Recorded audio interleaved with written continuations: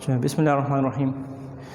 इस वीडियो में हमने डिफरेंट पॉइंट ग्रुप्स डिस्कस करने हैं कि हमारे पास कौन कौन से पॉइंट ग्रुप हैं।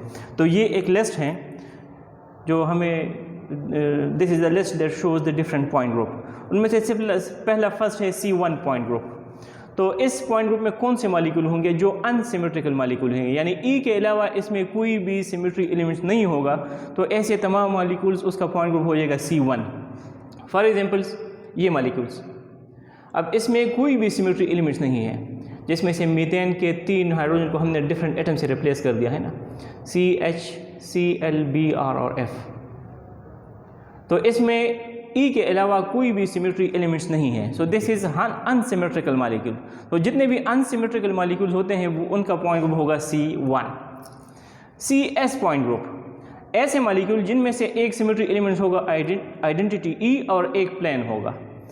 अब ये प्लेन कौन सा है, वर्टिकल है, हॉरिजॉन्टल है या डायहेड्रल है, ये हम डिफाइन नहीं कर सकते, क्योंकि वर्टिकल और हॉरिजॉन्टल प्लेन तो उस वक्त हम डिफाइन करेंगे जब हमारे पास कोई CN भी होगा। तो इसमें तो CN है ही नहीं, तो इसमें सिर्फ एक प्लेन है और एक आइडेंटिटी है। फॉर एग्जांपल HOCl, अब इसका सिर्फ एक प्लेन है, ये बोर्ड वाला प्लेन है, इसके अलावा इसमें कोई सिमेट्री एलिमेंट्स नहीं है। सो all those molecules having E and sigma as the symmetry elements are grouped in CS point group. Number 3, Ci point group, all those molecules having only center of inversion and क्योंकि identity तो हर एक में है, तो सिर्फ इसमें centre of inversion, जिन मालिक्यूल में सिर्फ सेंटर ऑफ इन्वर्जन होगा उन मालिक्यूल्स को का पॉइंट ग्रुप होगा Ci। फॉर एग्जांपल 1,2 क्लोरो, इसका मालिक्यूल्स यानी 1,2 डाइक्लोरो, 1,2 डाइब्रोमो इथेन, इसमें से सिर्फ सेंटर ऑफ इन्वर्जन है। So such type of molecules are grouped in point group Ci। Cn point group, ऐसे मालिक्यूल जिसमें एक आइडेंटिटी हो और एक n-fold axis of rotation हो, only n-fold axis of rotation in addition to identity। Those molecules having only n-fold axis of rotation Cn and identity, those molecules are grouped in Cn।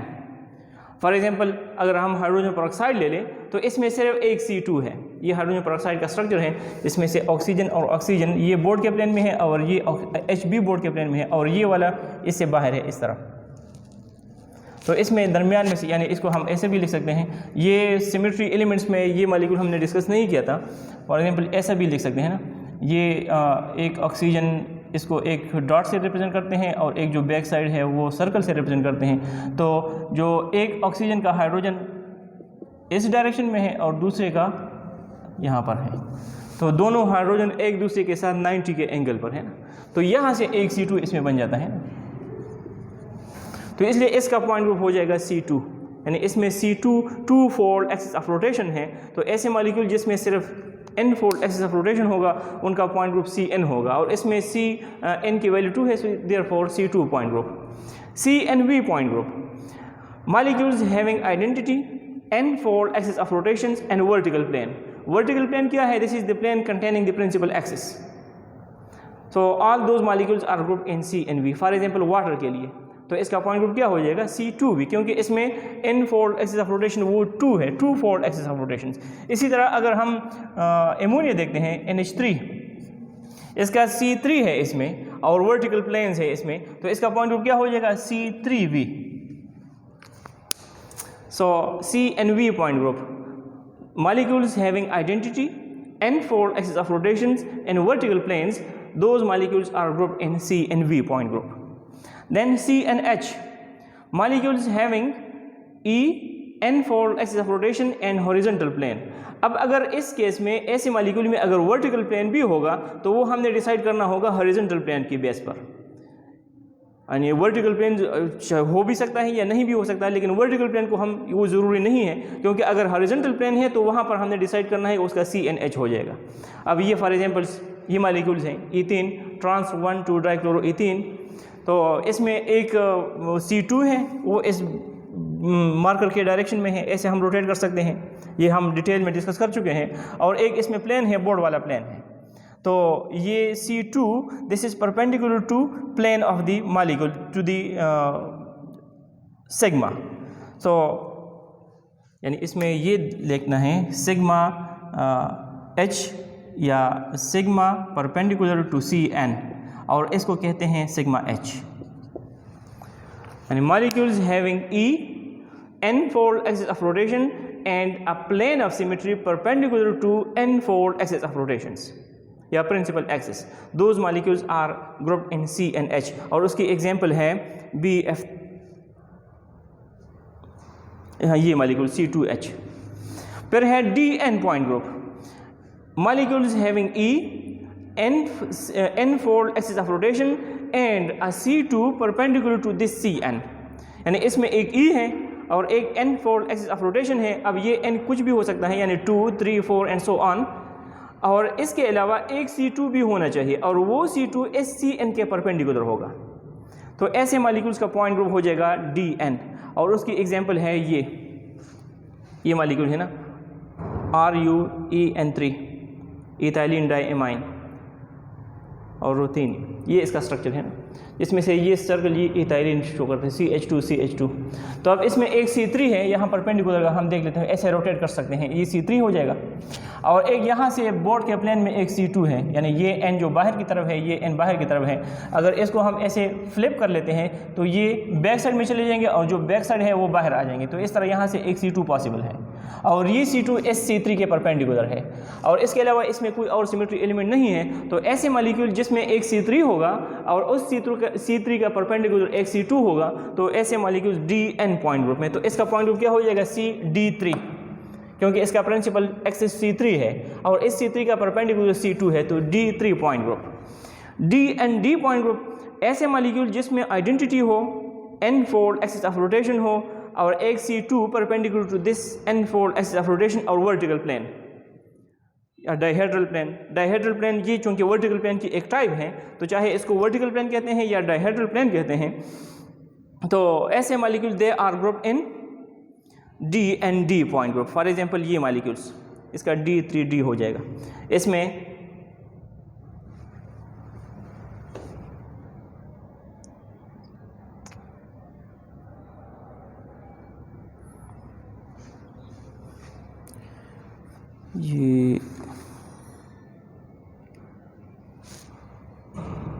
ये तो नहीं, eclipse form होना चाहिए, इसमें होना चाहिए एक CN, ठीक है, एक इसमें C3 है, हाँ, और एक C3 यहाँ पर इसके परपेंडिकुलर C2 हो जाएगा दरमियान में से। ये क्योंकि हम पहले डिस्कस कर चुके हैं तो मेरा ख्याल है दिखा देते हैं।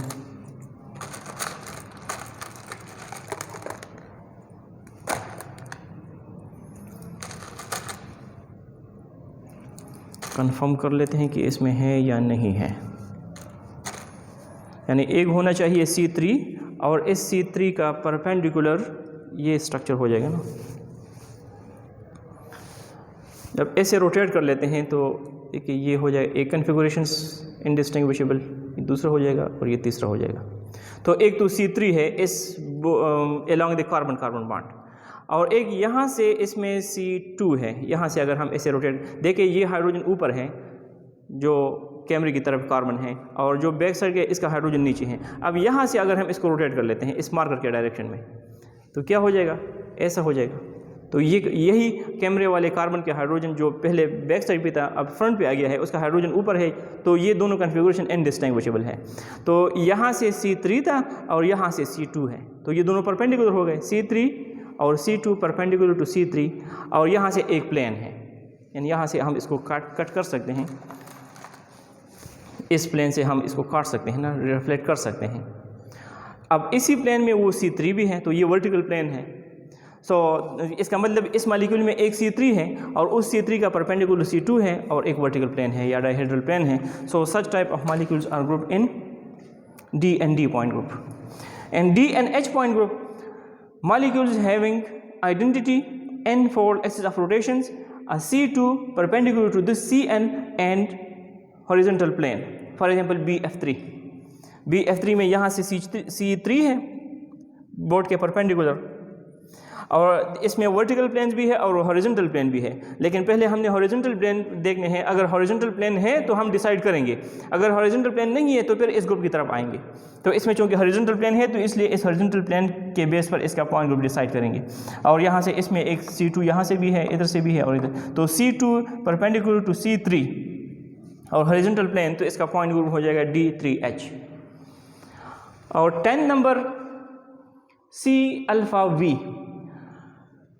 इसमें लीनियर मॉलिक्यूल्स होंगे जिसमें सेंटर ऑफ इन्वर्जन नहीं है। फॉर एग्जांपल HCl, ऐसे मॉलिक्यूल में क्या होता है, एक E है और C इन्फिनिटी, यानी किसी भी एंगल से, ऐसे किसी भी एंगल से हम रोटेट कर सकते हैं, इन्फिनिटी C और इन्फिनिटी CV भी है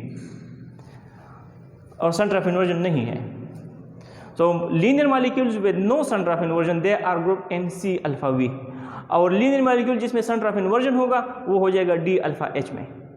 और एक ही स्पेशल ग्रुप में ये 3 आते हैं, TD point group, tetrahedral regular tetrahedral molecules are group in TD, और octahedral molecules they are group in OH, और icosahedral molecules they are group in IH। तो ये डिफरेंट पॉइंट ग्रुप हैं। अब किसी मॉलिक्यूल्स को पॉइंट ग्रुप हम कैसे असाइन करते हैं, उसके लिए एक स्कीम हम ड्रा करते हैं। उस स्कीम को यूज़ करते हुए we can assign a point group to a given molecules. उस स्कीम को हम नेक्स्ट वीडियो में डिस्कस करते हैं।